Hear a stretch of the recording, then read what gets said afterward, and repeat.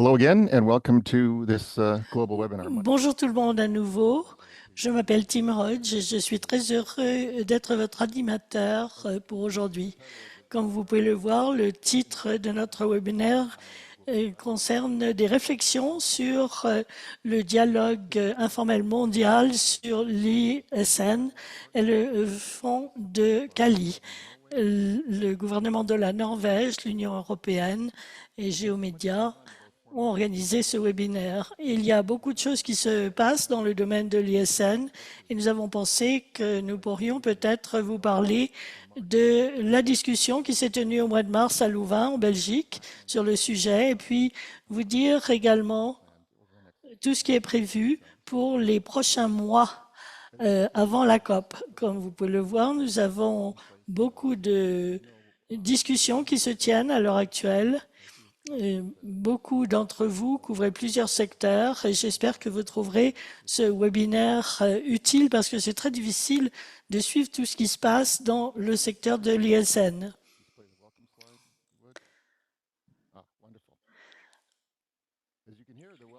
Comme vous le voyez, le séminaire est en anglais, mais nous avons l'interprétation simultanée en français et en espagnol. Et vous pourrez voir au bas de votre écran, là où vous choisissez la langue de votre choix. Le chat, la conversation sera ouverte pendant tout le webinaire. Et vers la fin, nous aurons un segment pour répondre aux questions que vous aurez pu poser dans la conversation à nos orateurs. Nous essaierons d'être le plus efficace possible dans notre gestion du temps.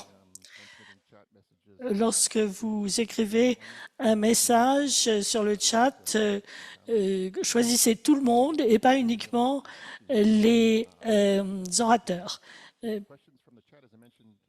Ces questions, comme je l'ai dit, seront regroupées par l'équipe du partenariat pour le dialogue et nous essaierons de répondre à autant de questions que possible par les orateurs d'ici à la fin du webinaire. Pour des questions de protection des données, les participants ne peuvent pas copier ou sauvegarder le chat, mais une version anonyme sera intégrée dans le rapport du webinaire.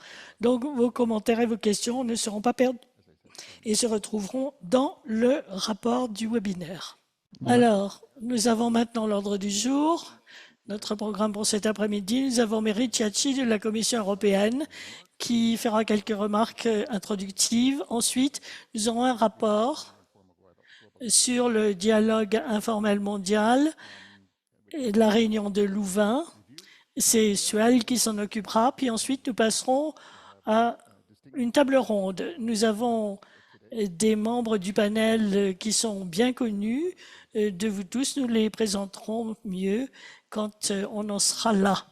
Ensuite, nous allons passer à une mise à jour au sujet du processus formel.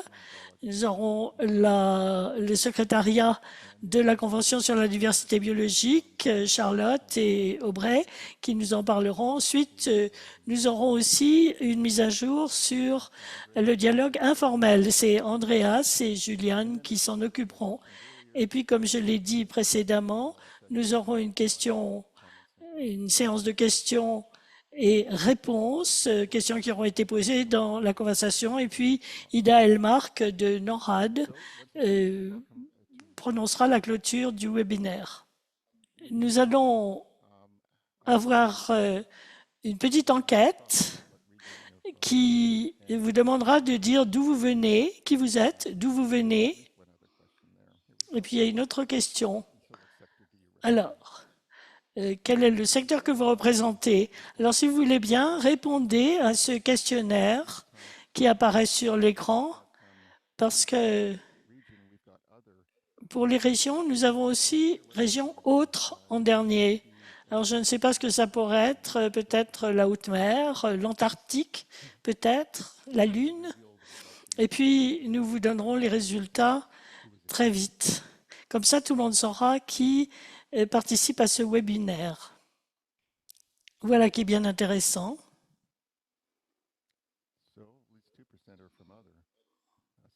Nous avons 2% sous la rubrique Autres. Asie-Pacifique, Europe centrale et orientale, Europe de l'Ouest et autres, Afrique, Amérique latine et Caraïbes. Et puis Autres. Alors pour les secteurs maintenant, si on peut faire défiler. Alors surtout les gouvernements sont représentés. Et comme ça donne une idée à tout un chacun d'où viennent les autres et quels sont les secteurs représentés à part le mystérieux autre. Merci beaucoup d'avoir participé à ce petit questionnaire. Alors, Mary, merci de votre patience. Je vais vous demander de brancher votre micro et nous sommes prêts à écouter vos remarques. Et tout le monde sait qui est Mary Ciacci de la Commission européenne. Et je crois que c'est la direction de l'environnement. Mary, vous avez la parole. Merci beaucoup. Bonjour tout le monde. Je crois que c'est un plaisir pour moi de voir autant de participants qui se sont enregistrés pour ce webinaire. Et les informations qu'on a pu voir nous montrent que nous avons énormément de participants, ce qui témoigne de l'intérêt que recueille ce sujet, le fonds de Cali et l'ISN en général. Comme on l'a dit, l'objectif de ce webinaire est de partager avec tous les intéressés des informations sur le résultat de l'atelier que nous avons tenu à Louvain au mois de mars. Alors, je voudrais vous dire que cet atelier faisait partie de toute une série d'événements, de manifestations informelles qu'on appelle le dialogue informel mondial que le gouvernement de la Norvège et la Commission européenne organisent avec pour intention d'éviter d'être trop formel et d'avoir la possibilité d'avoir une discussion informelle sur le sujet. La décision 16.2 a été adoptée il y a plus d'un an, qui a établi ce fonds de Cali, et nous avons pu se rendre compte que le fonds rencontrait beaucoup de difficultés. Et il n'y a pas beaucoup d'occasions d'en parler d'ici la COP 17, d'avoir ce genre d'échange informel entre les gouvernements, le secteur privé, les parties prenantes d'une façon générale. Voilà pourquoi nous espérons ainsi vous offrir une possibilité d'avoir une discussion informelle pour aboutir sur une opinion commune et aussi instaurer un climat de confiance. Parce que c'est un problème qu'on a pu remarquer à l'occasion de l'atelier de Louvain. Il y a un déficit de confiance et il faudrait, pour surmonter cette difficulté, mieux connaître le mécanisme multilatéral qui a été proposé. Et le fait est que c'est quelque chose de complètement nouveau. Le fonds de Cali et le mécanisme multilatéral sont tout à fait nouveaux et peu connus, surtout dans le domaine de la biodiversité. Voilà pourquoi nous nous sommes rendus compte qu'il y avait lieu d'avoir ce genre d'échange de vues informel pour pouvoir avoir cette entente. Voilà les objectifs que nous avions à l'esprit et c'est comme ça que nous avons organisé l'atelier de Louvain. En ce qui nous concerne, ce webinaire a été une grande réussite avec une quarantaine de représentants de différentes parties prenantes, l'industrie, les CAL, le secteur privé, le secteur public et puis des experts techniques également. Et les participants ont beaucoup apprécié les résultats du séminaire, ce qui montre l'intérêt d'avoir ce genre de réunion informelle, avec des échanges informels pour permettre de trouver un langage commun sur ce sujet. Les discussions ont été très riches grâce à une approche très constructive de la part de tous les participants. Et je dois dire qu'on a pu ainsi se mettre d'accord sur toutes sortes d'aspects techniques et puis aussi affiner ce mécanisme et ce fonds de Cali, avec toujours cette question de rétablir un climat de confiance. Ceci est très important pour la crédibilité du mécanisme, en ce qui nous concerne dans tous les cas. Alors, je crois que les collègues qui me suivront vous expliqueront tous les aspects qui ont été examinés, mais d'une façon générale, il y a deux messages qui sont ressortis de cet atelier de Louvain que j'aimerais rappeler. D'abord, au-delà de l'accord politique qui a été atteint à Cali en 2024, nous nous sommes rendus compte qu'il reste encore beaucoup à faire pour que ce système puisse être concrétisé et puisse devenir opérationnel. Mais il y a une volonté d'y parvenir et de surmonter les obstacles qui restent encore sur le chemin. Voilà pourquoi on a eu cette idée de commencer à mettre à l'épreuve le système avec des projets pilotes, ce qui nous a semblé une idée intéressante. C'est un aspect très important et mes collègues vous en parleront plus longuement. Et puis l'autre aspect important, c'est aussi la nécessité de changer un peu la perception qu'on a du fonds de Cali. Parce que cette idée de regarder le volume de ressources qui ont été rassemblées par le fonds de Cali pour mesurer son succès pourrait être remise en question. Parce qu'on a expliqué tout ce qui a été fait jusqu'à présent, les progrès institutionnels en particulier, et puis aussi la détermination de tout un chacun de faire en sorte que ce système fonctionne. En même temps, avec cette idée qu'il reste beaucoup à faire pour améliorer le fonctionnement de tout ce système.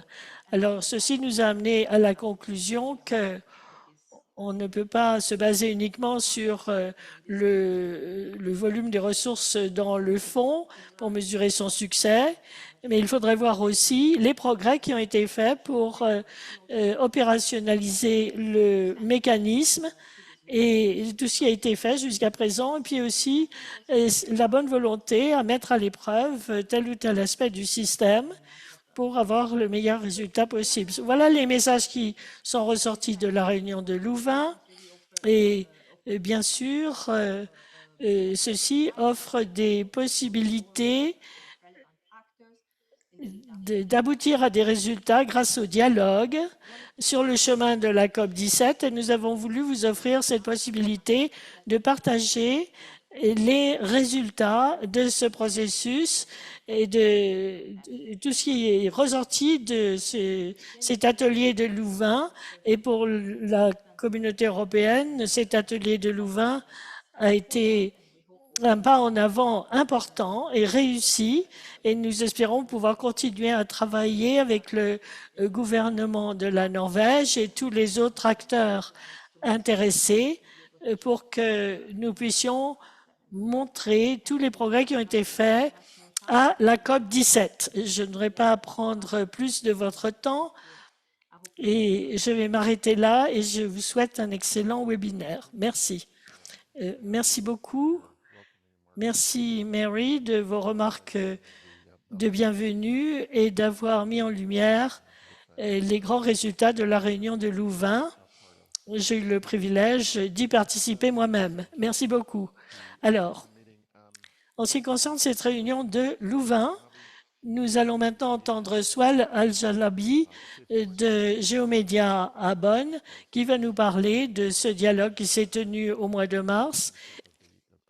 Et je crois qu'il pourra nous expliquer quel a été l'ordre du jour, ce qui a été discuté et puis les résultats de ces 3 journées de discussion. Swell, vous avez la parole. Yes, thanks a lot, Tim. Merci beaucoup. Merci Tim. Merci Mary. Bonjour tout le monde. J'ai à faire le travail le plus ennuyeux de cette réunion parce que je crois que tout le monde aura déjà lu le rapport. Et puis Mary a expliqué quels ont été les éléments principaux de cette réunion de Louvain. Mais puisque ceci servira de base à la table ronde qui va suivre, je vais vous expliquer ce qui s'est passé à Louvain exactement, vous expliquer l'ordre du jour, comme l'a dit Mary. Il y a une quarantaine de participants, secteur privé, secteur public, CAL, universitaire, organisations internationales, etc. Et toutes les grandes régions étaient représentées. Nous avons eu quelques difficultés, certes, parce que en même temps, il y avait des grèves en Belgique. Alors, il y a eu des conséquences logistiques. Et puis aussi, à cause de la guerre du Golfe, il y a eu des problèmes de vol d'annulés au dernier moment. Mais enfin, quand même, au bout du compte, on a eu une très large représentation. Et voilà comment étaient organisés les 3 jours, parce que c'était la première réunion informelle après la COP.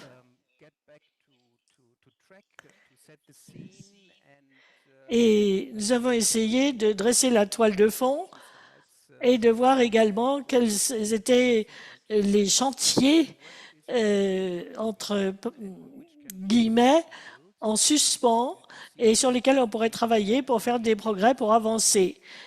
Alors, la deuxième journée était la plus importante, la marche à suivre.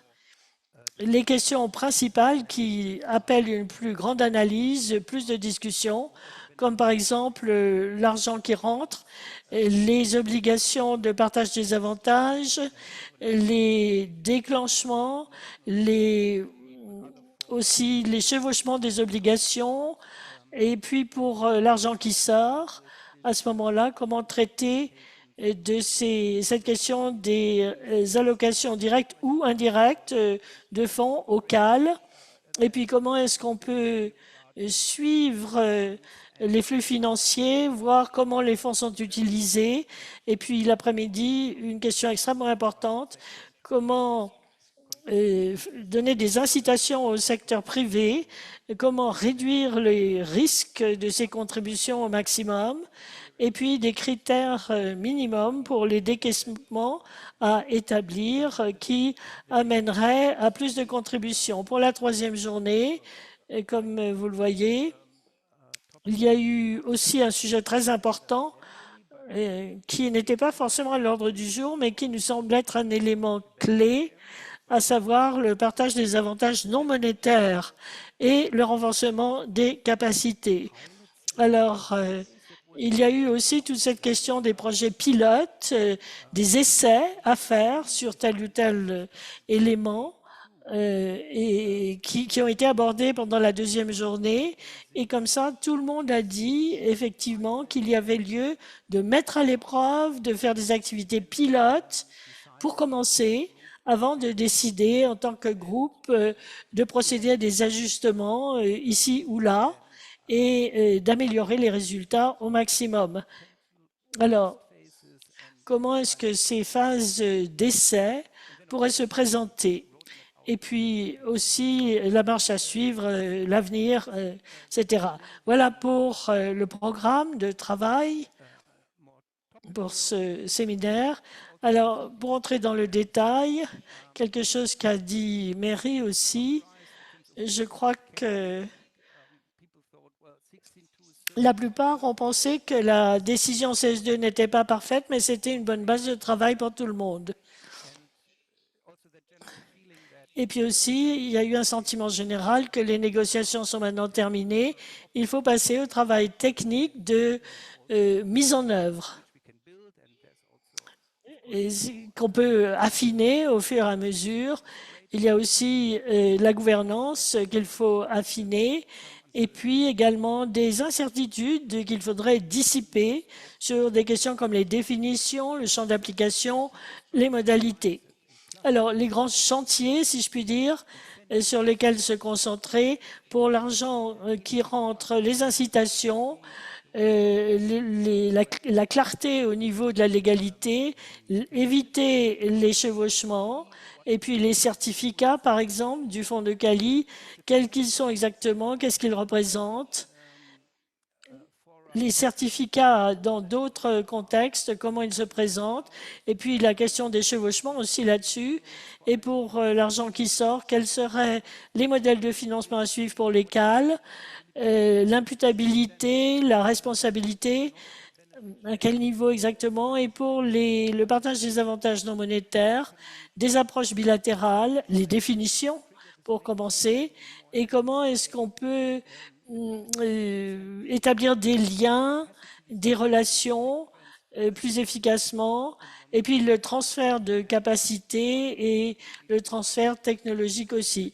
Et puis il y a des questions transversales, comme par exemple les déclencheurs, la sensibilisation à tous les niveaux, et puis la coordination de toutes ces activités, pour parler de certains des aspects qui ont été discutés.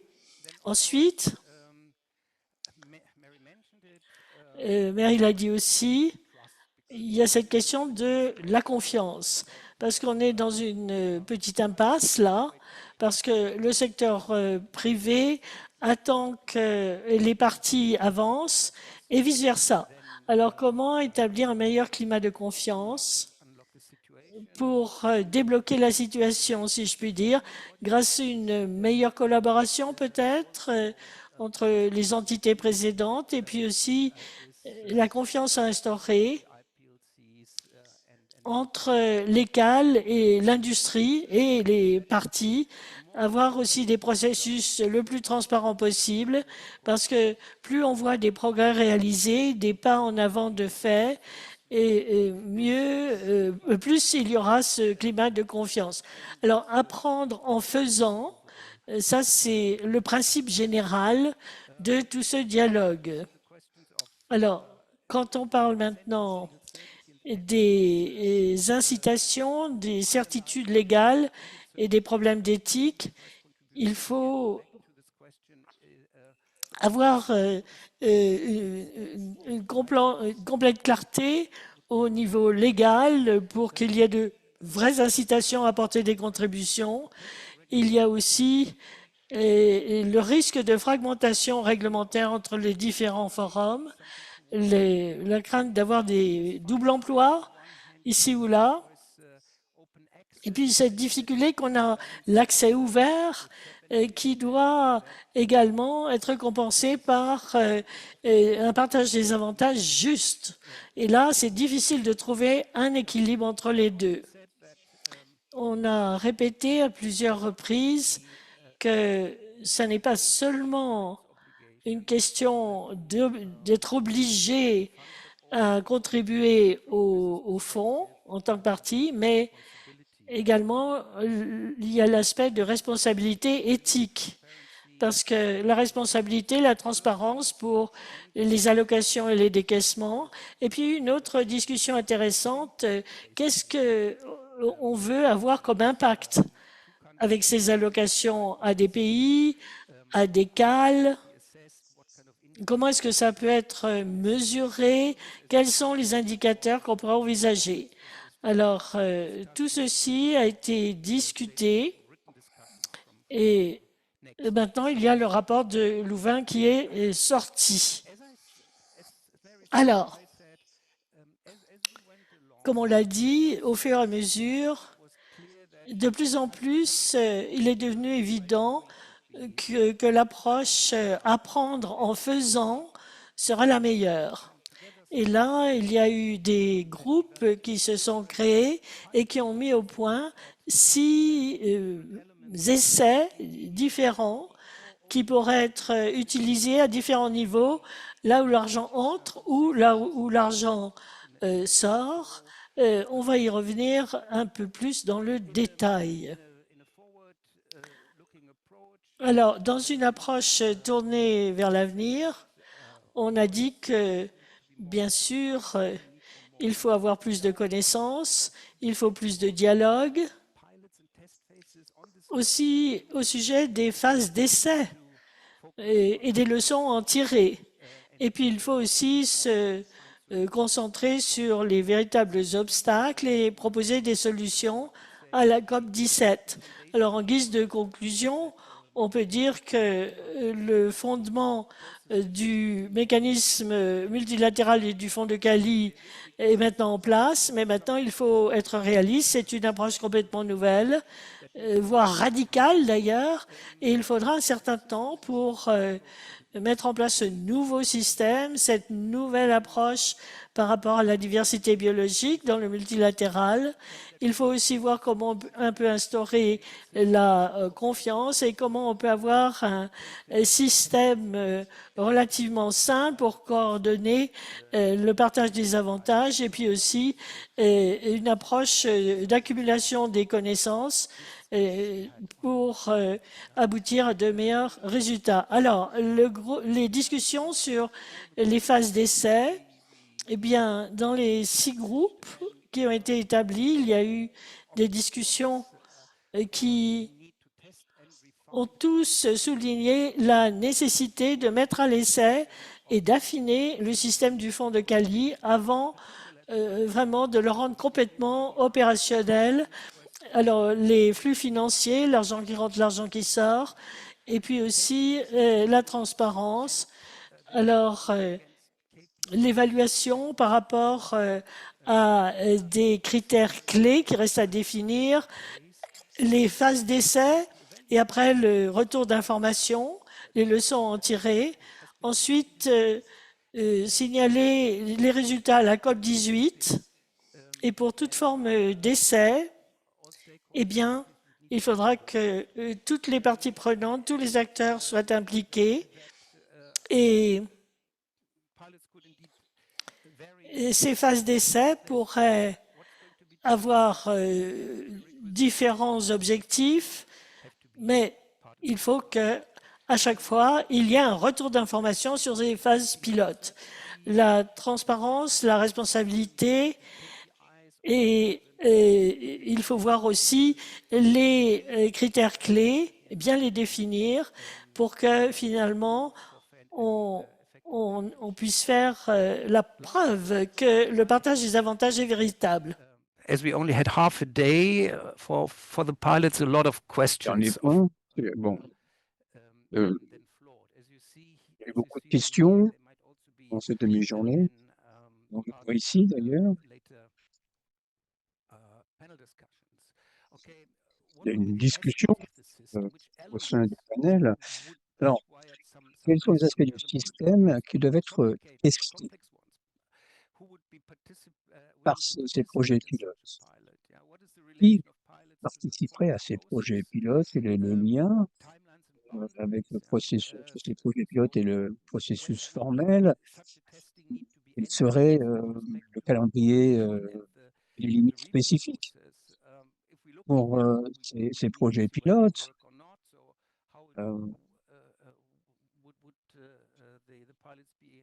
Comment est-ce que les résultats seraient évalués? Comment est-ce que l'on pourrait légalement renforcer ces projets pilotes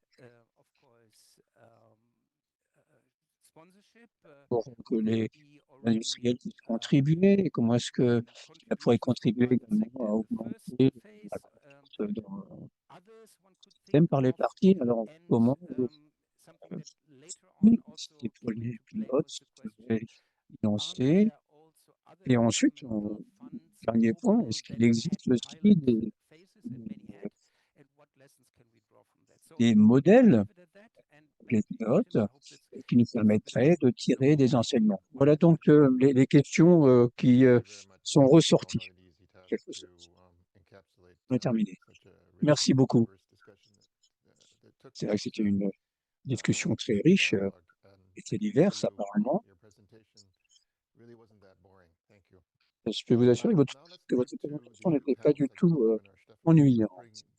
Alors, nous allons maintenant passer à la table ronde de ce webinaire. On va essayer de voir qui est présent.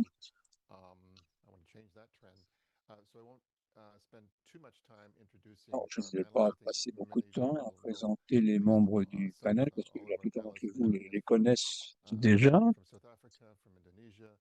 Nathalie,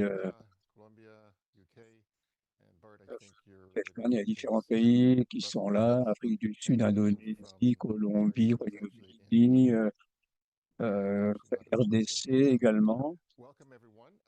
Donc, en tout cas, soyez tous les bienvenus. Merci de vous être rejoints à nous pour cette table ronde, cette discussion. Vous étiez à Louvain également.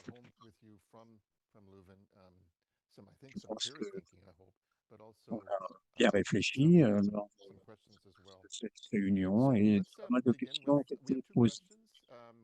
Alors, j'ai deux questions à vous poser que je vais lire d'abord. Une première question à laquelle vous essayez de répondre et ensuite nous passons à la deuxième question. Alors voilà, je vais poser cette question, la première. Première question. Repensant au dialogue à Louvain, quelles sont vos impressions les plus marquantes concernant les points sur lesquels vous avez senti un large consensus parmi les participants et, à l'inverse, ceux sur lesquels il y avait des divergences significatives du point de vue ou du point de vue de la compréhension? Alors, je vais répéter une deuxième fois. Alors, quels sont, selon vous, les consensus parmi les participants et les divergences? Voilà. On va commencer par Nathalie, ensuite Kono, Gustavo, Katie, Marc, et la suite. Allez-y. Nathalie. Merci. Merci et bonjour à tous.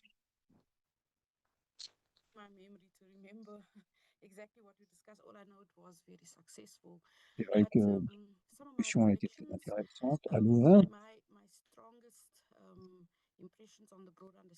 alors, mon impression, c'est qu'il y avait, au niveau des compréhensions communes, la manière dont nous percevons le Fonds de Cali, un symbole d'équité, justice. C'est la première étape opérationnelle, en fait, mécanisme multilatéral. Et on voit que les parties peuvent passer du principe à l'action. Donc, les IPLC sont les gardiens de la biodiversité de l'ISN et je crois que les sont essentielles à la conservation de la biodiversité. Il y avait aussi des compréhensions communes à l'effet qu'il faut des processus simples et pratiques. Il faut de la transparence, il faut du dialogue pour la mise en œuvre des mécanismes multilatéraux. Et on a aussi parlé de la valeur des avantages non monétaires et entendu dans l'ISN. Et nous avons également essayé de parler des possibilités de mettre en place des projets tests et des projets pilotes dans différentes zones. Ça, c'était pour les points communs, les convergences. Au niveau des divergences, alors, il y a encore cette perception que le système multilatéral est un système volontaire et qu'il faut donc des incitations pour contribuer au Fonds de Cali. Personnellement, moi, je pense que le Fonds de Cali, ce n'est pas un fonds pour la charité, une obligation au titre du droit international, mais il faut savoir tout de même que la biodiversité, c'est un bien commun et nous devons réaliser, protéger ce bien commun. Autre chose, divergence au niveau de la manière dont les fonds doivent être déboursés auprès des IPLC notamment. Et il est difficile d'exprimer les coûts également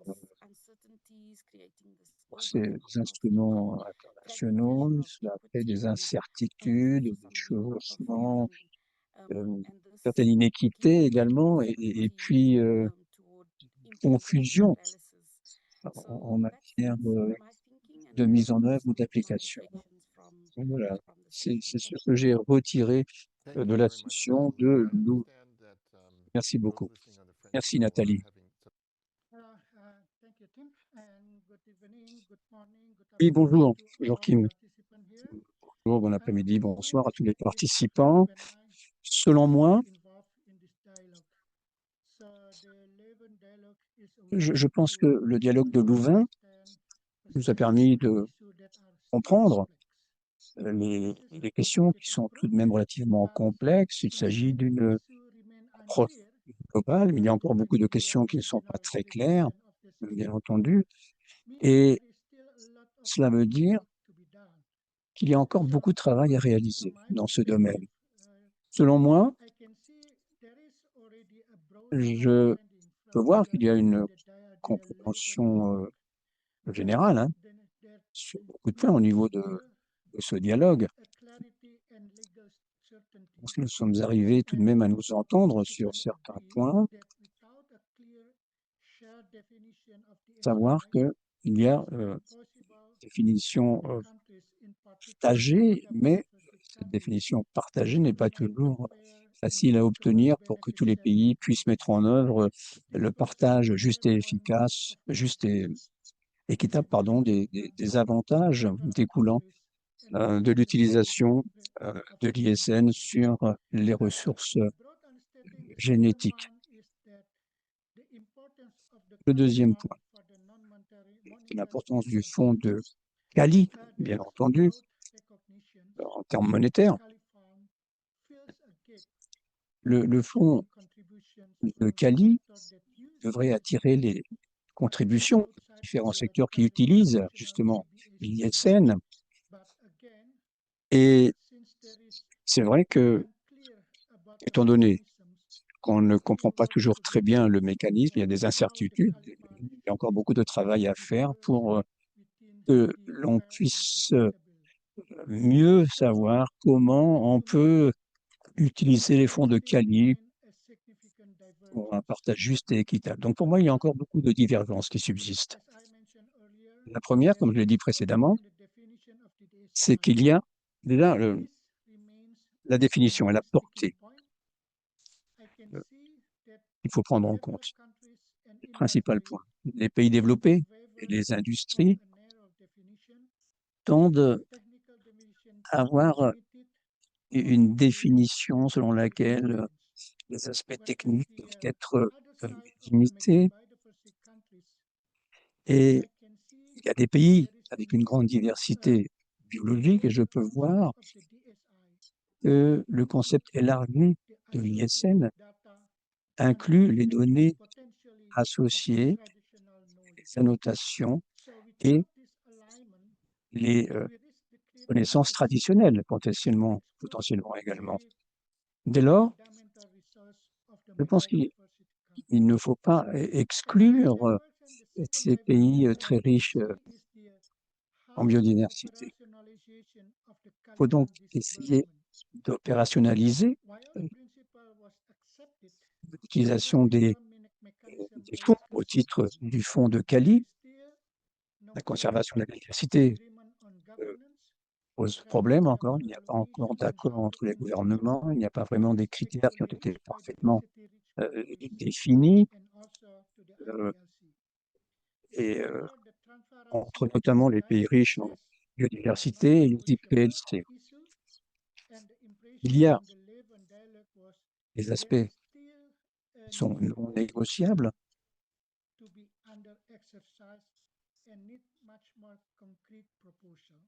Et il y a encore des aspects qui doivent être approfondis et pour lesquels il importe de proposer d'autres possibilités.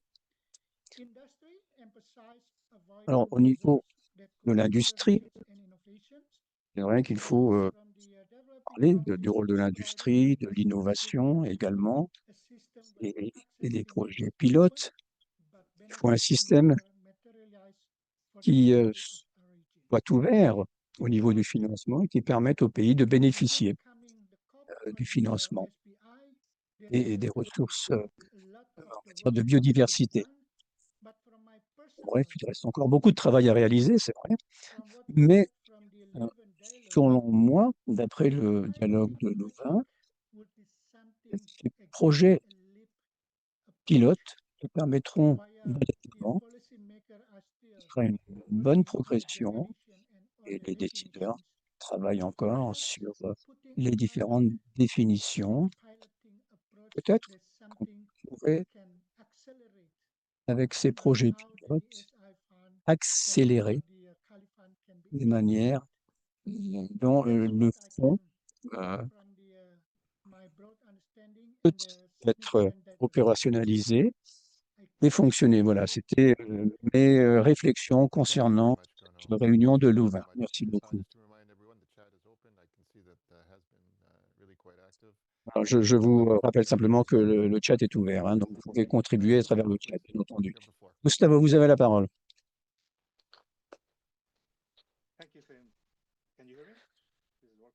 Merci. Est-ce que vous m'entendez? Oui. Bien, alors, après,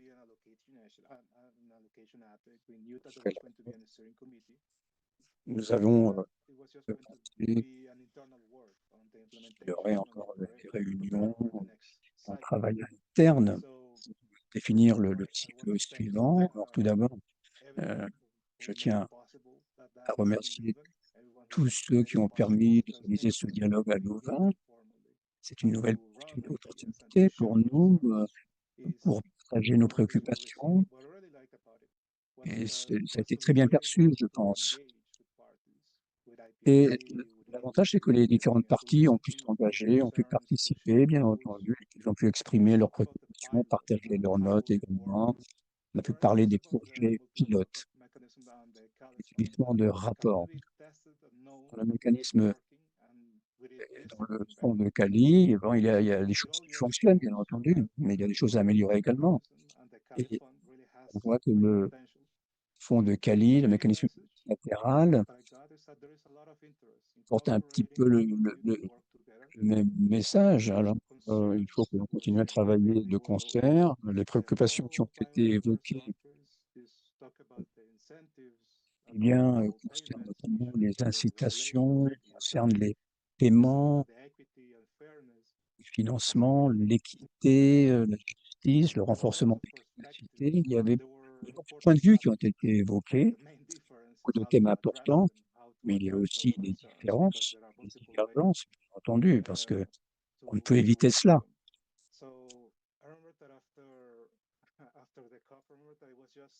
Disons que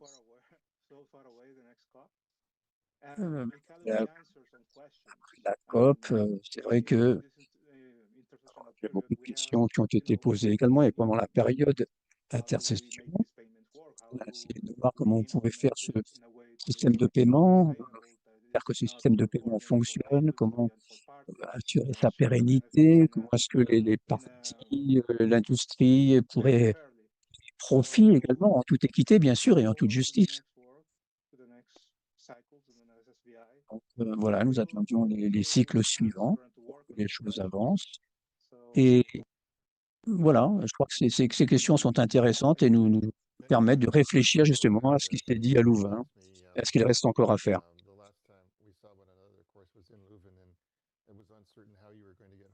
Oui, c'est vrai qu'on a essayé également de voir comment on pouvait aller de l'avant et on a réalisé que c'était difficile pour les participants d'arriver en Belgique et surtout de sortir en Belgique en raison des grèves que j'ai évoquées tout à l'heure. Il y en a eu plusieurs, notamment des grèves qui ont affecté l'aéroport. Donc, ça prouve vraiment que vous étiez engagé et décidé. Certains ont pu, d'autres n'ont pas pu le faire. Katie. Merci. Bonjour à tous. Très heureuse de voir tous les collègues ici de nouveau. Je voudrais dire ce que vient de dire mon collègue, le fait que c'était vraiment très positif d'avoir cette réunion informelle, hein, c'était très productif. On a eu pas mal de travail, c'est vrai, juste avant la prochaine COP. Alors, s'agissant de cette réunion de Louvain, on a réalisé qu'il faut que l'on fasse quelque chose, qu'il faut que l'on travaille. Il y a des besoins urgents pour tous, y compris pour les gouvernements, afin de faire face à cette crise de biodiversité. Donc, une possibilité, ce serait de partager les avantages. Et personne, je crois, n'était en désaccord avec cela pendant la réunion.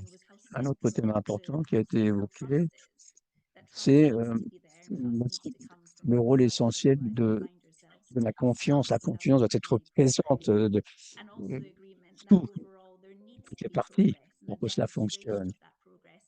Et besoin de démontrer que des progrès sont réalisés d'ici la 17e conférence des parties, donc en fin d'année. Là aussi, d'une manière générale, on était d'accord sur le fait que mes collègues ont dit que les progrès pourraient se concrétiser avec des projets pilotes, en quelque sorte. Alors, pour ce qui est du détail de ces projets pilotes, pour l'ensemble du système, je pense que bien, cela reste encore à définir, bien entendu. Il y a encore des discussions qui seront nécessaires pour cela. Et c'est vrai que ces projets ou ces programmes pilotes ou ces programmes de test seront, seront très intéressants pour renforcer la confiance dans le fonds de Caline et pour réaliser les objectifs de la Convention sur la diversité biologique. La deuxième partie de la question, les divergences. Les divergences, alors, c'est c'est vrai qu'on a davantage travaillé sur certains points que sur d'autres, notamment avoir une compréhension claire sur l'aspect juridique, comment apporter une clarté juridique sur ce fonds de Cali et sur le mécanisme multilatéral. Voilà.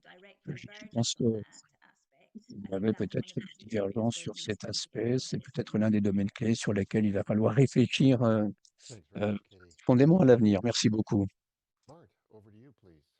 Très bien. Bart. Bart.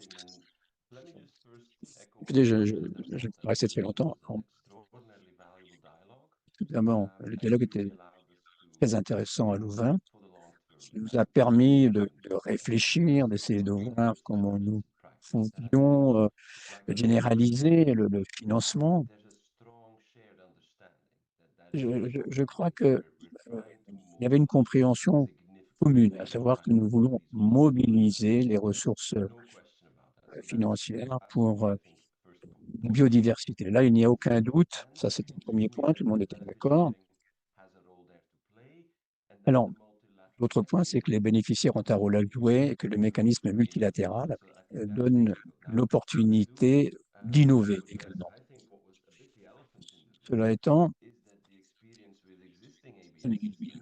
nous avons vu que l'expérience avec les systèmes actuels d'APA, notamment le protocole de Nagoya, montre que le niveau de financement de la biodiversité, à l'heure actuelle, est relativement limité, notamment lorsque l'on recense les lacunes en matière de financement mentionnées par le FEM. Alors, pour les progrès réalisés au titre du protocole de Nagoya, il y a eu beaucoup de rapports qui ont été publiés, mais en général, les résultats ont été très modestes, compte tenu des ambitions qui avaient été énoncées. Donc, il y a cette lacune, cette différence des objectifs en matière de financement de la biodiversité, mais dans la pratique, nous n'arrivons pas à obtenir une échelle de financement suffisante pour cela. Et il y a aussi des valeurs culturelles, éthiques et sociales qui sont à prendre en compte, qui sont très importantes. Et, à l'heure actuelle, on n'a pas pu obtenir le financement nécessaire. Voilà, je crois que ce sont des points importants. Il y a urgence, c'est vrai. Il y a une solution multilatérale. Il faut l'utiliser. Tout le monde ici est d'accord sur le fait qu'il faut démontrer que nous réalisons des progrès en matière de la long terme, en termes de biodiversité, dans le court terme et dans le long terme, essayer de voir quelles sont les possibilités avec le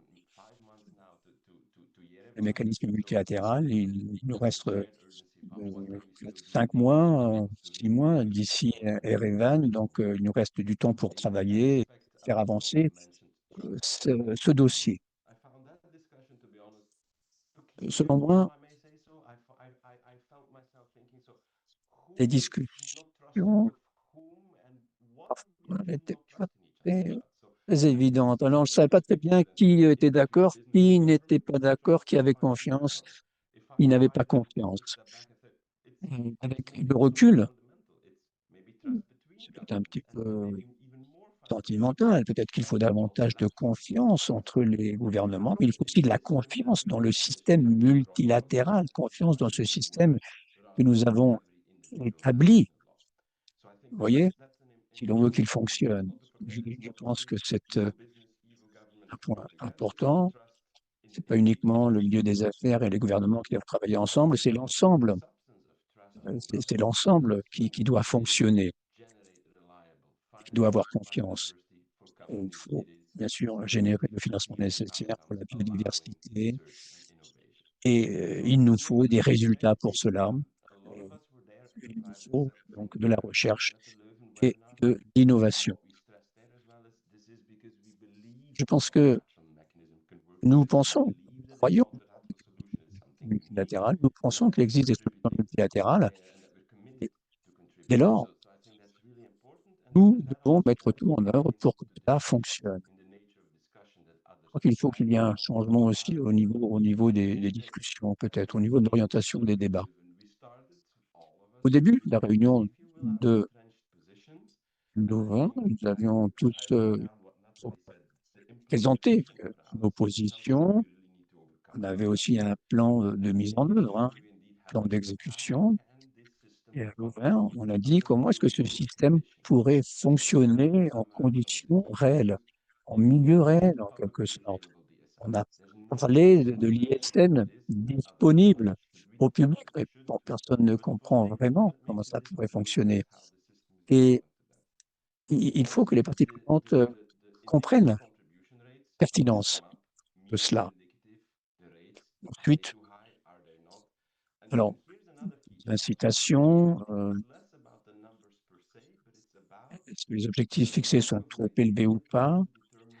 Est-ce qu'il y a un manque d'approche concertée en termes des valeurs recherchées?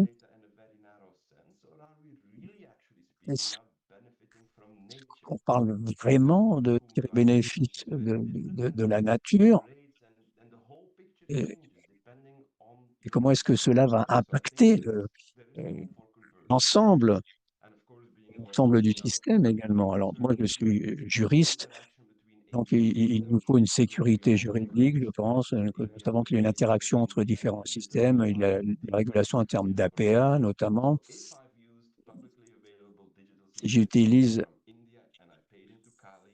l'ISN disponible au public en Inde et que je l'utilise à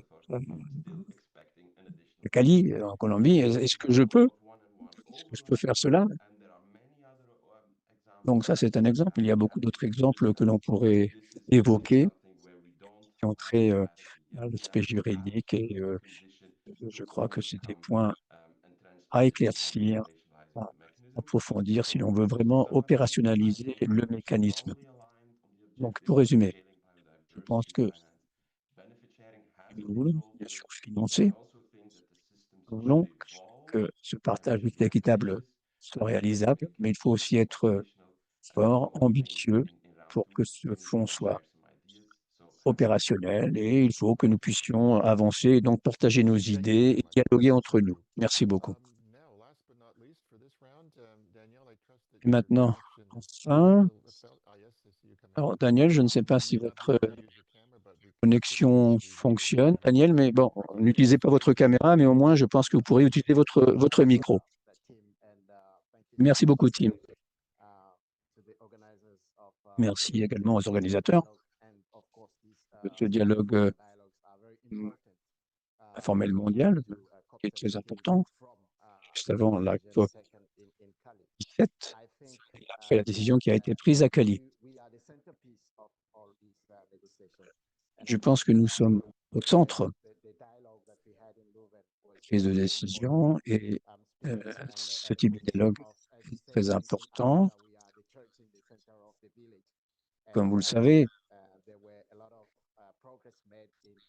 nous avons réalisé beaucoup de progrès lors de la réunion de Louvain. Il y a des aspects positifs qui sont ressortis pour aller de l'avant, que la décision 16.2 puisse s'appliquer.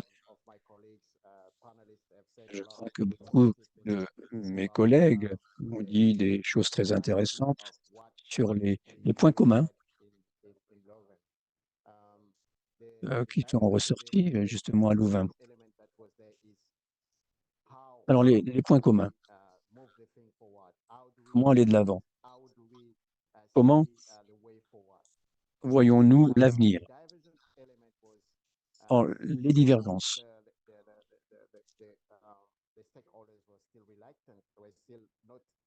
Certaines parties prenantes hésitent encore. Ils ne savent pas vraiment comment procéder.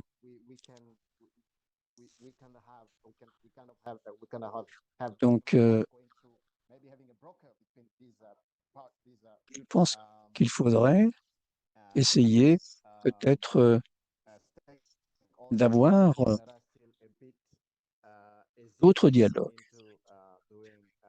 pour essayer de convaincre ceux qui existent encore et essayer de se mettre d'accord, bien entendu, pour la marche à suivre. Je pense que beaucoup d'éléments qui ont été évoqués étaient très intéressants. C'était un plaisir de faire partie de cette réunion de Louvain.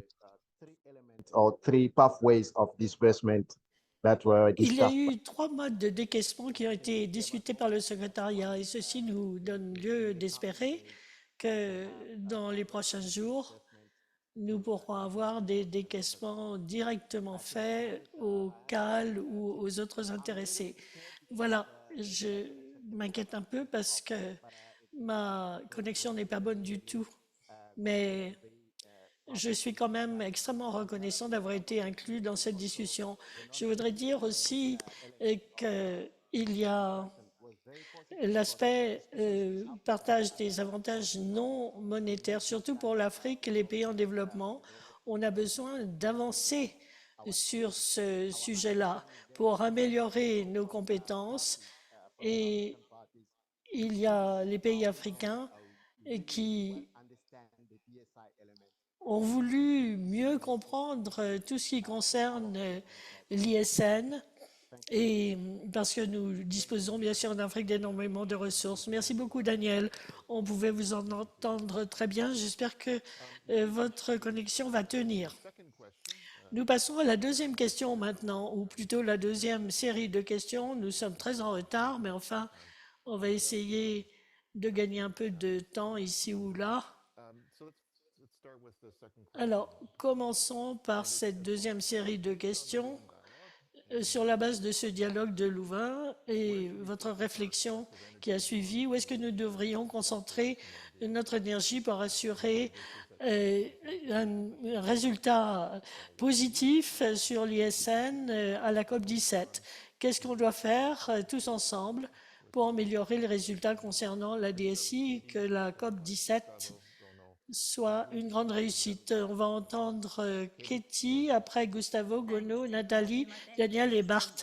Je vais essayer d'être très brève. Alors, sur quoi on doit se concentrer? Eh bien, il faut rester simple.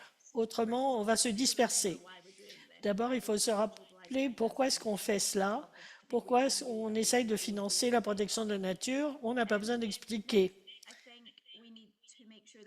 Ensuite, il faut s'assurer qu'on ne soit pas dans notre silo. Il faut se répartir un peu partout. Nous avons 300 personnes qui participent à ce webinaire. Eh bien, il faut essayer de faire encore mieux.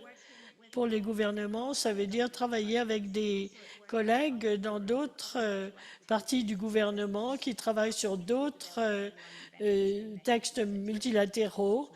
Et vous avez aussi d'autres départements qui s'occupent du traité de la FAO, par exemple, du traité sur les pandémies, et tout ça touche aussi à l'ISN. Donc, il faut travailler avec eux également. Ensuite, il faut essayer de nous concentrer sur les initiatives qui existent déjà pour essayer de faire qu'elles travaillent encore mieux. Vous avez par exemple les amis du fonds de Cali qui vont prononcer très bientôt une déclaration et ceci nous permet de créer des synergies qui nous permettront beaucoup mieux d'atteindre nos objectifs. Merci beaucoup, Katie. Vous avez été très brève. Gustavo, un défi à relever. Merci beaucoup. Je crois que Cathy a dit ce que je voulais dire parce que nous devrions essayer de nous concentrer sur ce qui pourrait répondre directement aux questions qui ont été soulevées depuis 2 ans à propos du fonds de Cali. Les programmes pilotes, les obstacles qu'on a identifiés, ceux qui sont les plus urgents, qu'est-ce qu'on peut faire de façon réaliste en tant que parti, qu'est-ce que les autres peuvent faire, l'utilisation de stratégies déjà existantes, parce que le fonds de Cali pourrait très bien s'intégrer dans d'autres stratégies qui cherchent à protéger la diversité biologique. On pourrait regarder de ce côté-là, créer des synergies et s'appuyer sur des stratégies déjà existantes. Merci. Merci beaucoup, Gustavo. Ça avait été très bref aussi et parfaitement clair. Gono. Merci. Pour moi, on va peut-être devoir nous concentrer sur 3 priorités. D'abord, se mettre d'accord sur une définition opérationnelle de l'ISN et sa portée. C'est absolument essentiel. Il faut savoir dans les obligations des ABS et quelles sont les conséquences par rapport au fonds de Cali. Il faudrait se concentrer sur une définition qui puisse être claire et capturer la réalité de la façon dont les informations génétiques sont utilisées pour l'instant. Pour les pays en développement, ça veut dire s'assurer que la portée ne soit pas trop étroite et inclut toutes les contributions et leurs valeurs. Ensuite, avoir un mécanisme parfaitement transparent pour ce fonds de Cali. À ce niveau-là, le principe du fonds a été accepté très largement, mais maintenant, nous avons besoin de passer du principe à la pratique. On devrait essayer de définir mieux la gouvernance, les critères d'allocation, les modes de décaissement et comment les CAL peuvent recevoir leurs allocations. Donc, mieux définir les flux financiers. Il faut qu'il y ait une cohérence entre la définition de l'ISN, le fonds de Cali et la mise en œuvre au niveau national. Il faut éviter de créer des systèmes parallèles qui ne pourront pas fonctionner efficacement sur le terrain. Et on devrait aligner ce cadre multilatéral sur le régime de l'APA tel qu'il existe déjà. Il y a des principes clés dans les documents qui existent déjà, en particulier au niveau des définitions, et qui doivent être réglés et qui pourraient être examinés par les parties, en particulier les parties en développement. Voilà tout ce que je voulais dire. Merci. Merci. Merci aussi d'avoir été bref. Nathalie. Merci beaucoup.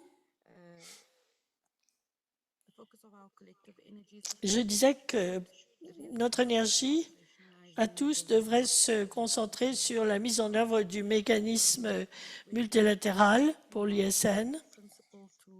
Il faudrait dépasser l'étape des principes pour passer aux modalités, pour que le fonds de Cali puisse être un fonds juste, un instrument d'équité.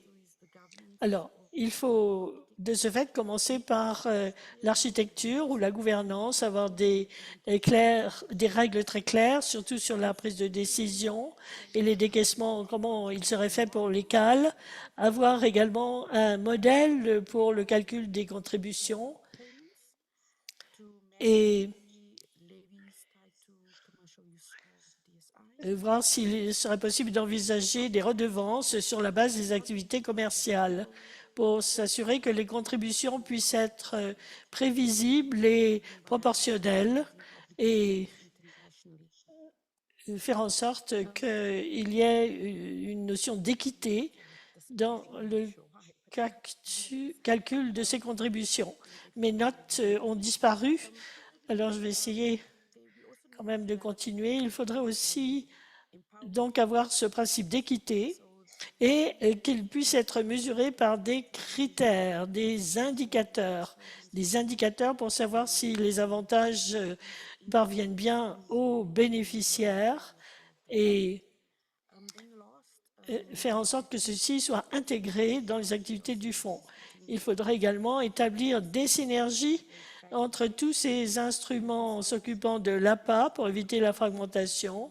Et pour conclure, je crois que le fonds de Cali a déjà été très bien accepté. Tous les acteurs sont bien clairs. Son succès dépendra de la façon dont la gouvernance est conçue et comment les CAL peuvent être véritablement bien servis. Alors, je vois qu'il règne un sentiment d'optimisme prudent parmi les partis, mais il est important que ce fonds devienne un instrument qui a un véritable impact. Et à la COP17, ce sera le moment de faire la preuve que la gouvernance de la diversité biologique peut être juste et opérationnelle et fonctionnelle en même temps. Merci beaucoup, Nathalie. Avec ou sans vos notes, vous vous exprimez très bien. Daniel. Ah, Daniel a perdu sa connexion. On sait comment ça se passe quand on est en déplacement. On n'a pas forcément une bonne connexion, mais merci d'avoir fait l'effort quand même. Bart.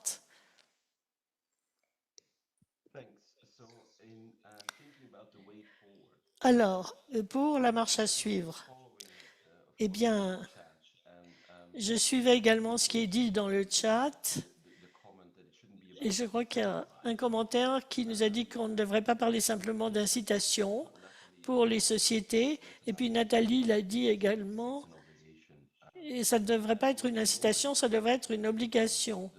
Mais personne ne conteste le troisième objectif de la Convention.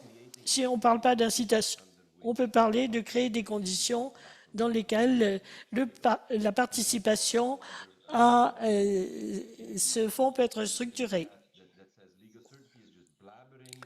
On a parlé de la clarté au niveau légal, eh bien, la certitude légale, c'est une notion quand même très importante, parce que qu'est-ce qui se passe maintenant?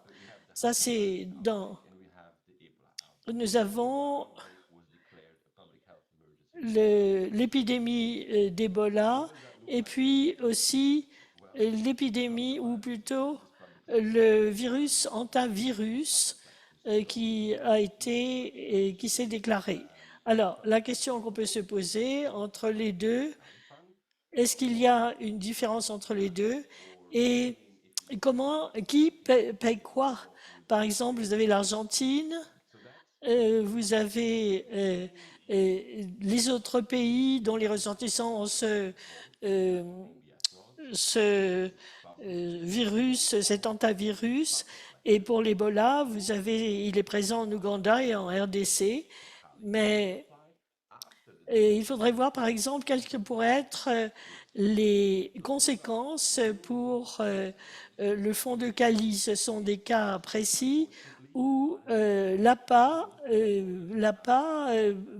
est une question qui se pose et ça n'est pas si facile que cela de savoir, dans le cas de ces deux virus par exemple, à qui profiterait le fond de Cali. Et vous devez avoir un système de gouvernance qui est complètement opérationnel, qui peut fonctionner au niveau mondial.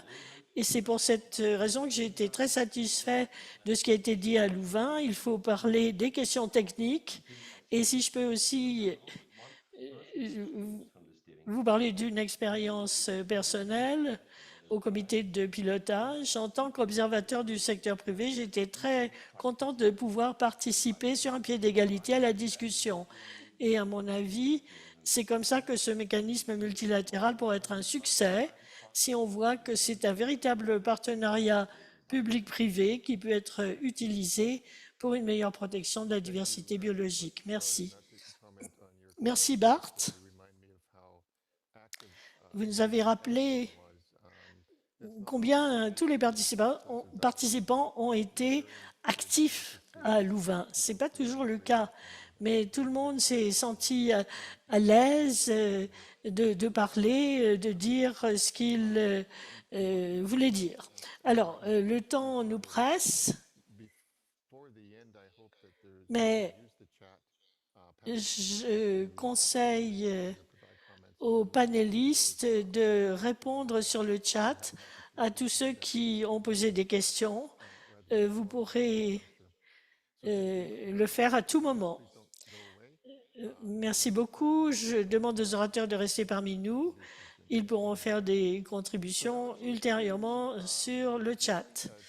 Alors, on va passer maintenant à une mise à jour par le secrétariat de la Convention sur la diversité biologique, mise à jour du secteur formel. Alors, Charlotte et Kirsty, que vous connaissez bien, qui vont nous expliquer ce qui se passe dans le secteur formel sur la diversité biologique. Merci beaucoup. Je serai très rapide parce que je suis un petit peu indisposée. Mais je suis contente de vous voir tous et la conversation est vraiment intéressante aussi sur le chat parce que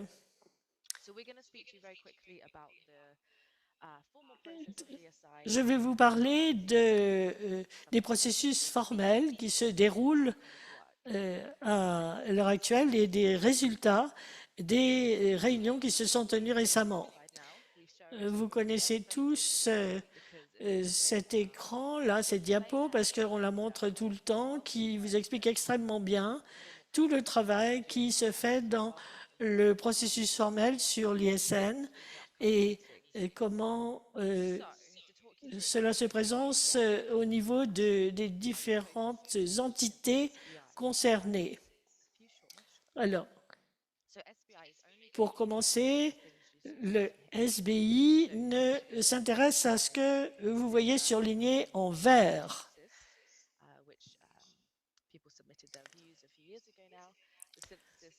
Alors, la synthèse, les nouveaux outils et les modèles et les bases de données.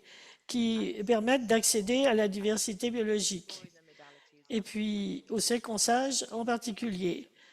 Il y a aussi tous les autres mécanismes qui existent et le secrétariat a préparé un document sur le sujet qui sera présenté avant la COP. Il y a aussi une étude qui a été faite sur les options pour mettre l'ISN à disposition du public de façon transparente et responsable. La COP va examiner toutes ces options et puis s'intéressera également à tout ce qui est en bleu.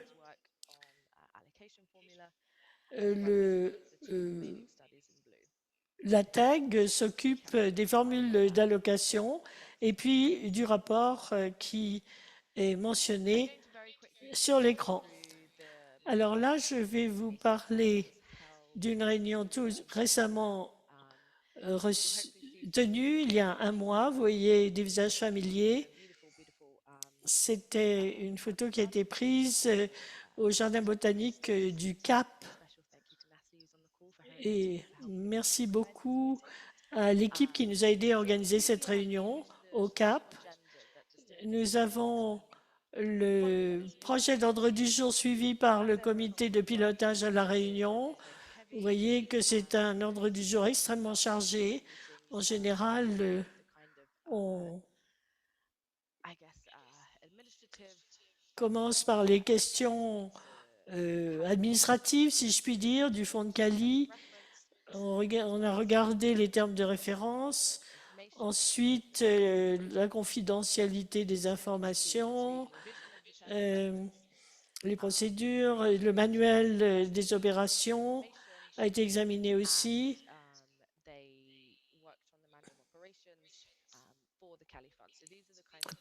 Voilà le genre de questions à caractère procédural, si je puis dire, ou administratif pour cette réunion du comité de pilotage. Ensuite, à partir du point 6, on est plus sur les questions de fond. On a examiné la méthodologie d'examen, d'analyse, excusez-moi. Ensuite, on a parlé des décaissements pour les cales de façon provisoire et puis dans le long terme. On a parlé des certificats au titre de la décision CES2. Ensuite, la stratégie de mobilisation de ressources, les phases d'essai pour le fonds de Cali et ensuite ce qui serait à mettre dans le rapport à faire à la COP de la fin de l'année. Nous avons publié le procès verbal de cette réunion qui vous donne le détail des discussions et leur aboutissement. Il y a aussi à la fin de ce procès verbal la marche à suivre pour l'avenir. Par exemple, le comité de pilotage va examiner de plus près ces phases d'essai, aussi la question des certificats au titre de la CES2. Ensuite, les décaissements qui doivent également être examinés de plus près pour les CAL. Et puis, tout ce qu'on va aborder dans le rapport à la COP 17. Alors, je vais maintenant laisser la parole à ma collègue Charlotte. Alors, si vous avez des questions à poser, vous pourrez nous les poser. Vous avez les adresses courriels sur l'écran. Merci beaucoup. Je m'appelle Charlotte. The Cali Fund and the Secretariat and colleague to Kirsty. So I'll take over and talk about the ATEG group, which is an ad hoc technical expert group. And they met for the first time in January online and decided on a very intense work plan because, as you might imagine, this is not an easy question to tackle. And they met online for 18 additional times in groups with different various subtopics. hearing from experts, inviting a lot of external experts to present on their work, the data they're working on, etc. And then finally, they came together last week in Montreal in person to actually finalize this work and come together in consensus to propose something to the COP in October. So what they worked on was basically how to allocate the funds from the Cali Fund to. So the question. Comment répartir les fonds? La question de l'allocation, il y a les décaissements à faire pour les différents bénéficiaires, CAL ou autres. Alors,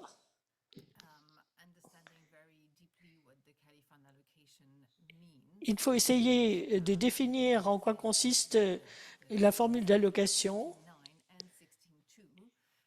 et tenir compte, bien sûr, de la décision 16.2 et des autres textes pertinents. Et ils ont examiné, par exemple, le pays d'origine des ressources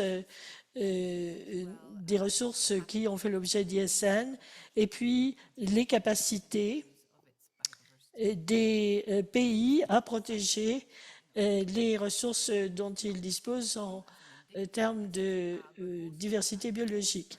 Et il a fallu aussi s'intéresser à la contribution des connaissances traditionnelles à la protection de la diversité biologique et comment l'évaluer. Et la formule auquel ils sont parvenus a 4 volets. Et vous pouvez le voir sur la page du site web qui vous expliquera tout ce qui a été fait à cette réunion à Montréal. Mais vous verrez aussi tout le travail qui a été fait dans la période intersessionnelle. Et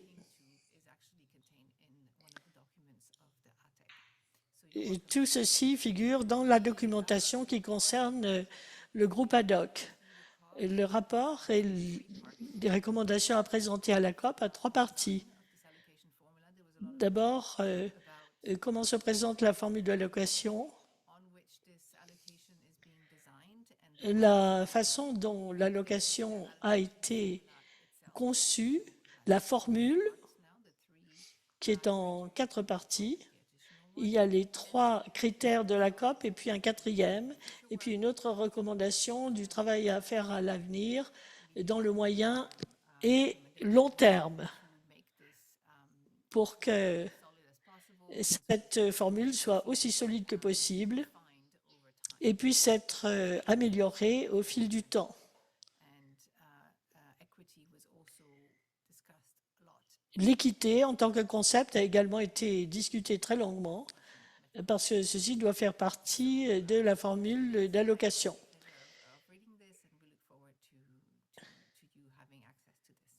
J'espère que vous vous intéresserez à tout ce travail et que vous pourrez consulter sur le site web. Alors, il y a beaucoup de choses qui se font également par la CDB, et nous avons plusieurs études qui ont été faites, par exemple sur l'ISN et l'accès à l'ISN, la transparence et la responsabilité pour les bases de données sur l'ISN. Une étude a été faite et sera disponible dès le mois d'août. Elle sera en 6 langues et présentée avant la COP, bien avant la COP. Et puis il y aura aussi d'autres textes explicatifs.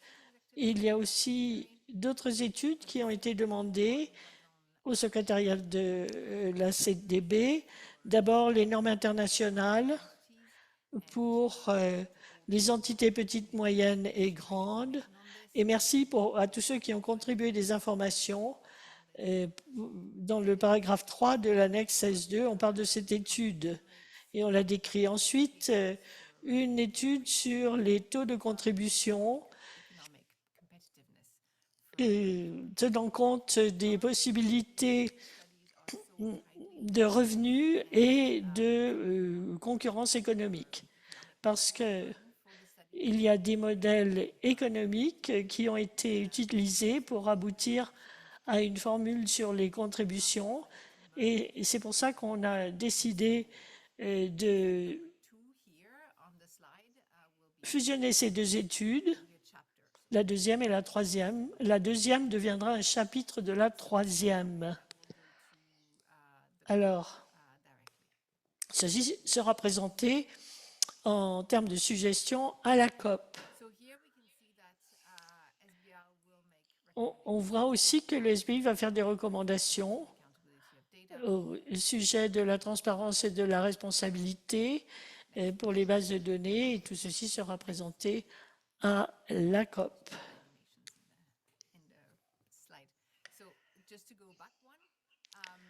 Alors, pour la COP 17, ces études seront très importantes et il faut que tous les points de vue puissent être, toutes les perspectives puissent être prises en compte et qu'on n'oublie personne ni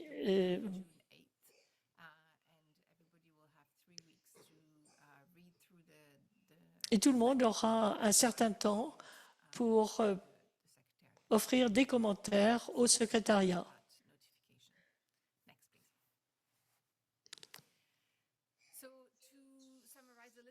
For SBI, there are three main topics. So there is a review of the effectiveness of the mechanism and the Cali Fund. A methodology has been developed. Donc, comme je disais, l'ISN va se pencher sur trois aspects principaux. Examiner l'efficacité du mécanisme multilatéral, y compris le fonds de Cali. Donc, la méthodologie a été développée par le comité directeur, conformément à son mandat, au titre de la décision 16.2, et a été présentée au comité conjoint. Ensuite, il y a une étude sur les modalités additionnelles éventuelles pour le partage juste et équitable des avantages découlant de l'utilisation de l'information de séquençage numérique sur les ressources génétiques. Tout cela sera également examiné. Et ensuite, dernier point,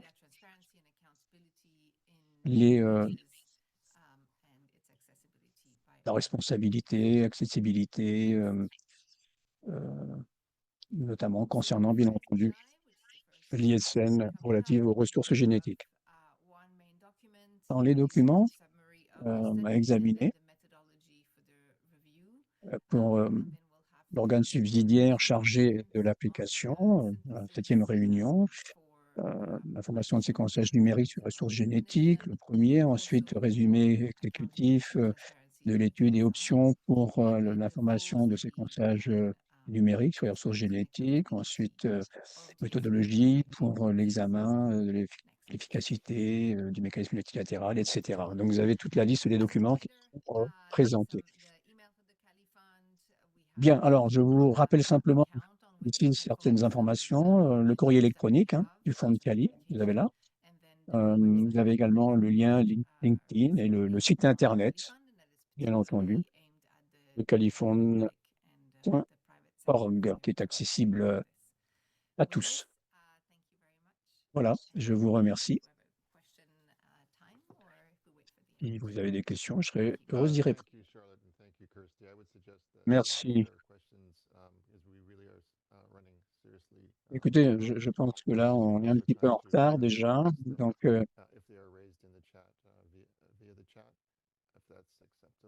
merci peut-être de vous reporter au chat si c'est possible. Merci. Alors, j'ai vu qu'il y avait quelques photos des membres du comité directeur. Tout le monde souriait. C'est un excellent signe, je pense. Ça prouve que ça se passe bien. Allons maintenant passer à ce processus informel et vous dire ce qui se passe au niveau de l'aspect informel. Mais avant, je crois que c'est Andreas qui va prendre la parole. Il va nous parler des travaux sur les projets pilotes, les projets tests. Donc, processus formel, l'activité qui est élevée, bien sûr. Andreas, je média qui va nous parler un peu de son intéressante analyse comparative des approches pilotes d'essais utilisées dans d'autres fonds multilatéraux. Voilà, Andreas, vous avez la parole. Merci. Comme on l'a dit, lorsqu'on a parlé justement de la réunion de Louvain, on essaie de voir finalement quels peuvent être ces projets pilotes, ces projets de test, cette phase pilote ou test des fonds internationaux. On utilise effectivement des projets pilotes pour développer de nouveaux instruments de financement. Je vais passer à la diapositive suivante. Alors, je vous présente ici quelques exemples de fonds mondiaux, l'environnement et la santé. Vous avez ici les différents types, vous voyez, les différents types de fonds, de mécanismes, les différents domaines institutionnels. Alors, dans les années 1990, la première phase du Fonds vert pour la planète, vous voyez ici, 2010 à 2015. Et ensuite, il y a eu d'autres phases également. Un fonds pour lutter contre les pandémies 2023-2024. On a validé d'ailleurs la gouvernance et les modèles de financement pour catalyser les activités. Et ensuite également pour le Gavi. On voit qu'il y a toujours des projets de financement. Ce sont des instruments qui permettent d'optimiser en général le financement et la réalisation des objectifs. Bien entendu, cela peut varier, ça peut être différent en fonction des objectifs du fonds, mais la tendance dominante que les projets pilotes au sein d'un fonds général tend à évoluer, tend à se développer. Alors, lorsqu'on se penche sur ces fonds, il faut savoir également que ça dépend du financement de philanthropes, d'organisations philanthropes et de bailleurs de fonds, bien entendu. Très souvent, il y a un pourcentage considérable. On voit notamment ici, par exemple, vous voyez que le cofinancement privé, c'est de 10 à 30% d'une manière générale.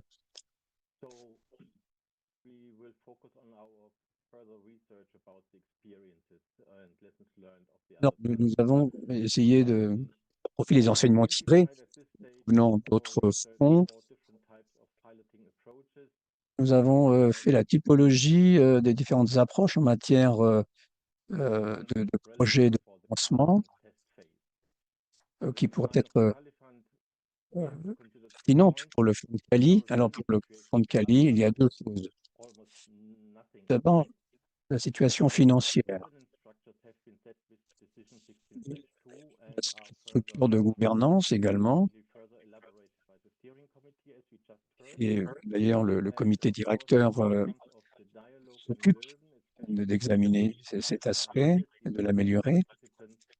Donc, vous voyez ici, les projets pilotes de démonstration sont limités. Il y a les projets, d'autres projets pilotes institutionnels. Et puis, il y a l'accent que l'on met sur l'argent qui entre et l'argent qui sort également, qui sont deux points très importants.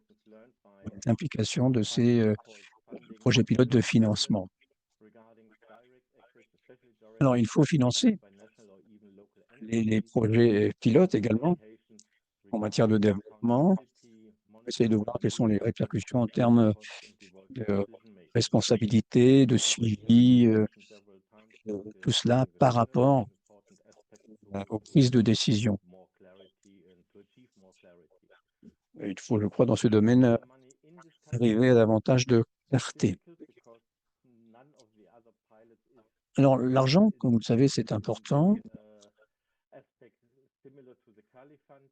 Et il y a d'autres fonds similaires au fonds de Cali.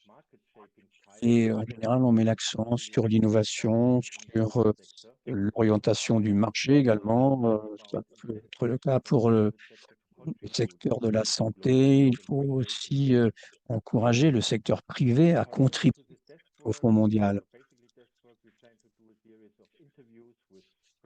Nous avons réalisé des entretiens également avec les personnes chargées de la gestion des projets pilotes de financement.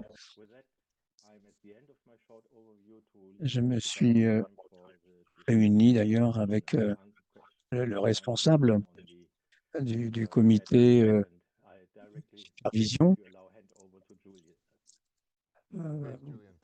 mondial pour savoir comment ces projets pilotes se présentaient, comment ils évoluaient. Merci. Bonjour, est-ce que vous m'entendez? Oui, nous vous entendons.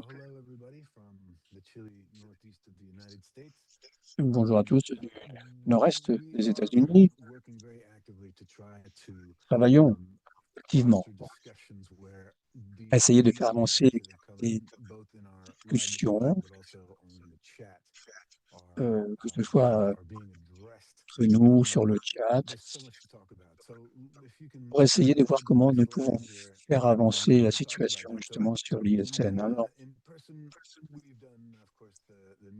s'agissant des réunions en présentiel, il y en a eu, bien entendu, mais il y a également d'autres possibilités. On peut travailler notamment présentiel avec les populations autochtones et les communautés locales, les industries, le cadre de réunions et d'entrée. Il y a eu dans des réunions, comme vous voyez ici, en personne. Il y en a eu plusieurs. Et puis c'est intéressant parce qu'on peut communiquer également lors de ces réunions formelles de manière très positive. Et nous avons eu des conversations régionales en Afrique, en Asie, dans le Pacifique également, afin que les différentes parties puissent échanger leurs points de vue, renforcer leurs capacités et trouver des voies, des solutions justement et obtenir des résultats. Et ISN, nous allons nous rendre à Yerevan, en Arménie. Il y aura des manifestations parallèles. À cette occasion, on va pouvoir tirer les enseignements des différents dialogues informels que nous avons eus. Et nous allons avoir aussi des manifestations parallèles concernant des réunions entre les EPLC, l'industrie. On parlait du rôle des investisseurs, les investisseurs et les industriels. Quel est leur rôle pour orienter et promouvoir certaines actions? En septembre, nous aurons réunion 2.0, si on peut dire. On va partager nos informations et nos points de vue avant Yerevan. Et je pense qu'à 2017, nous aurons une réunion parallèle très intéressante. Ils sont des produits de connaissances. Il y en a beaucoup. Alors, il y a, on l'a dit, d'autres projets pilotes, d'autres fonds également. Il y a d'autres instruments qui commencent aussi à travailler avec l'ISN. des interinstruments l'ISN également. Alors, comment est-ce que ces plans nationaux stratégiques sur la biodiversité se conforment, je dirais, à l'ISN, utilisent l'ISN également?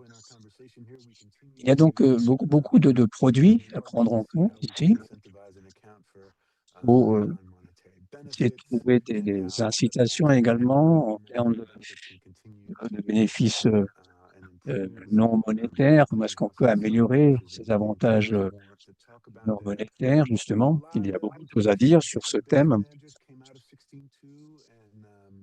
Alors, la mise en œuvre de la base de données émanant de la décision 16.2, comment est-ce qu'on peut améliorer la base de données? Il y a eu beaucoup de conversations sur la base de données qui sont très intéressantes et je pense qu'on va continuer à travailler avec ceux qui sont des experts dans ce domaine un petit peu et qui nous permettront d'améliorer la mise en œuvre de la base de données. Alors maintenant, nous en sommes également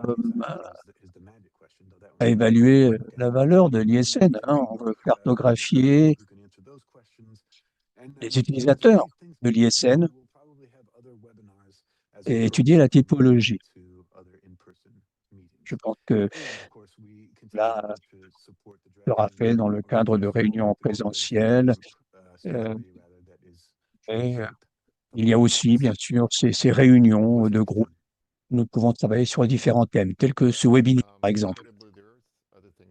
Voilà. Très bien. Donc, il y a des choses à faire, effectivement. Merci beaucoup, Julian. Je ne sais pas comment vous arrivez à dormir, si vous avez assez dormi. En tout cas, merci beaucoup d'être présent. Alors maintenant, on va essayer d'avancer rapidement.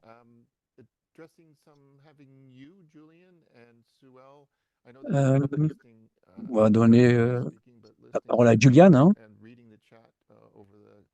Vous avez lu ce chat depuis plus d'une heure et demie maintenant. Et je me demande si je ne pourrais pas vous donner la parole, Julian, et peut-être que vous pourriez choisir un thème qui a été évoqué sur le chat. Que vous pourriez peut-être approfondir, je ne sais pas, vous et les autres membres du panel également, et peut-être répondre à certaines questions si c'est nécessaire. Alors, l'un d'entre vous peut prendre la parole, bien sûr. Kick it off. Allez-y. Oui, alors c'est vrai que on a une note des questions dans le chat.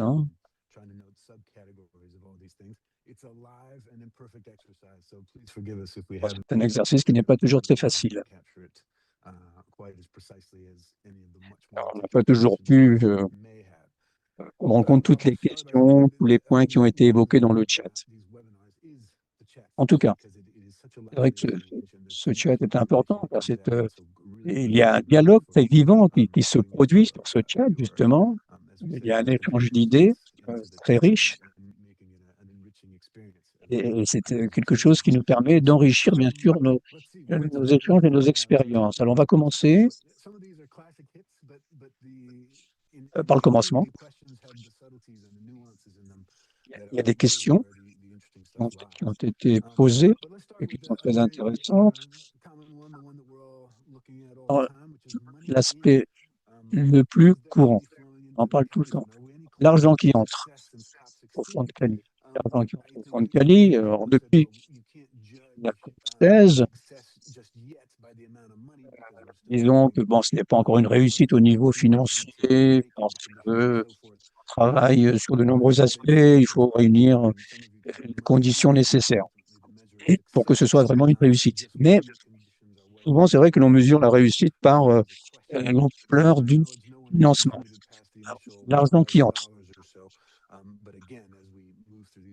C'est vrai que au fur et à mesure, bon, l'argent va arriver, attention, ce n'est pas terminé. Alors, il y a une question qui a été posée sur le fait de savoir pourquoi est-ce que l'on hésite à contribuer. Alors, ce n'est pas essayer de savoir pourquoi on hésite, c'est essayer de voir comment on peut inciter peut-être les contributeurs à financer justement et à contribuer. Topics each and then give it back to the panel, and then if we still Voilà, je crois qu'on va évoquer 2 thèmes chacun, et ensuite on passera aux membres du panel. C'est vrai que on parle ici aussi dans le chat beaucoup de responsabilité des autochtones et des communautés locales et des incitations pour que l'on contribue davantage au financement. Il faudrait que ce soit attrayant, attractif pour l'industrie qui devrait financer davantage le fonds, justement, que perçoivent les peuples autochtones et les communautés locales. Ensuite, on parle aussi beaucoup de renforcement des capacités. Il faut davantage de renforcement des capacités pour trouver des solutions concrètes, notamment lorsqu'on parle de déboursement des fonds et de responsabilité, on n'a pas toujours les capacités sur place. Donc, il faut renforcer cette capacité. Lorsque l'on veut renforcer notamment ces capacités au niveau national pour le séquençage numérique et pour l'analyse également. Donc, tout cela va de pair avec les discussions liées aux avantages non monétaires, où il y a une contribution sous forme de des avantages non monétaires. L'important, c'est essayer de voir quels sont les progrès réalisés en termes de partage des avantages non monétaires et comment est-ce que l'on peut avancer également dans ce domaine. Alors, c'est vrai, il faut parler de l'argent client. C'est vrai. Et Julian, d'ailleurs, a parlé de cette question relative au renforcement des capacités, partage des avantages non monétaires, notamment. Voilà. Merci beaucoup, mesdames et messieurs. Allumez vos caméras. Si vous le voulez bien, il nous reste 5 minutes, je vous le rappelle, 5 minutes pour clore cette session. Bon, vous voulez prendre la parole peut-être très brièvement, peut-être pour évoquer un élément qui aurait été omis. En tout cas, merci Julian, merci Simel pour votre contribution. Alors, les membres du panel, est-ce que les membres du panel désirent réagir? Une fois, 2 fois, 3 fois. Voilà, donc, ah non, non. Oh, désolé. Non, je voulais simplement vous informer qu'il y a beaucoup d'éléments très, très riches, très intéressants dans le chat. Bon, il y a beaucoup de questions aussi qui ont été posées. On parle de la mise en œuvre au niveau national. Il y a des choses très intéressantes qui sont évoquées ici, justement, dans ces contributions. Il y a une question sur la sécurité juridique qui est importante lorsqu'on parle de ressources génétiques. Alors, la sécurité juridique, certaines personnes indiquent que ce serait bien d'avoir négocié afin que les droits des IPC soient assurés, soient garantis, notamment dans le cadre des négociations. Et il y a aussi le fait qu'il faut commencer de quelque part avec les contributions, notamment. C'est vrai que cette sécurité juridique est importante. On ne peut pas aller passer directement de 0 à 100 km/h en une fraction de seconde. C'est la même chose pour ce fonds. Donc, c'est vrai que les certificats sont importants. Sécurité juridique également est un aspect essentiel. Ça s'applique à l'ensemble du système.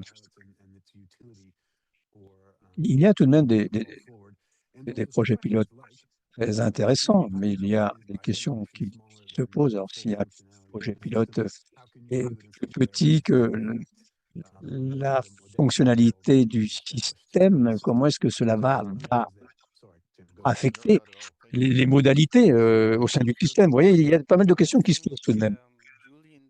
Et ajoute quelque chose? Non, non, non, je pense que Julien a tout dit, à l'exception d'un point peut-être, à savoir que, bon, on est forcément encore toujours d'accord sur la définition de la nature de l'ISN. Je pense qu'il faut être précis au niveau des termes qu'on utilise dans cette définition, afin que l'on puisse obtenir ce que beaucoup appellent cette sécurité juridique, justement. Oui, tout à fait. Came up in Leuven, and C'est vrai qu'on en a parlé à Louvain, de cette sécurité juridique, et c'est vrai que les discussions devront se poursuivre sur ce point. Je pense que beaucoup de participants ont certainement le même point de vue. C'est l'avantage de ce type de dialogue informel. Merci beaucoup, Julian. Merci beaucoup, Souel. Nous allons passer à la clôture à présent. Et je crois que reste très peu de temps. C'est Ida qui va s'en charger. Ida, est-ce que je dois vous présenter ou pas? Ida, NORAD à Oslo, qui appuie bien sûr le travail que nous faisons. Vous avez la parole, Ida. Merci beaucoup, Tim. Oui, alors je puis vous assurer que, comme vous l'avez dit, que les directeurs semblent très heureux et la réunion est difficile parfois, hein, mais c'était vraiment positif. C'était une réunion positive. On voit qu'on va vers l'avant, on voit qu'on avance, bien sûr. Merci à tous, merci aux intervenants pour une session très riche. Merci à tous les participants qui ont pris part à ce webinaire également. J'ai vu des observations très intéressantes hein, sur le chat de ce webinaire. Une fois de plus, ce webinaire nous fournit beaucoup d'informations très intéressantes. Cali, la première fois, on parle d'incitation, de sécurité juridique, des avantages non monétaires également. Et parfois, nous avons une discussion, nous avançons un petit peu, et c'est positif, mais on remarque également que il y a beaucoup de choses qui se passent, hein, même à l'extérieur de ce webinaire. Et c'est très bien que vous en parliez avec vos collègues, que les choses avancent, qu'on fait beaucoup de travail, hein, du secrétariat, de la CDB, qu'il y a beaucoup d'études qui sont en cours pour préparer la COP17.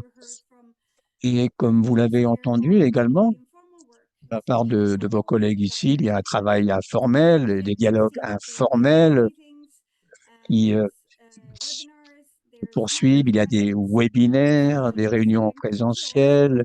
Il y a beaucoup d'activités finalement. Alors, je vous encourage à assister à tous ces événements et à contribuer de manière active, dans la mesure du possible, afin d'arriver à une convergence des vues. Si vous avez des idées intéressantes et constructives, eh bien, n'hésitez pas de m'en faire part. Mon adresse électronique figure sur le chat. Et n'hésitez pas à me contacter, bien entendu, le cas échéant.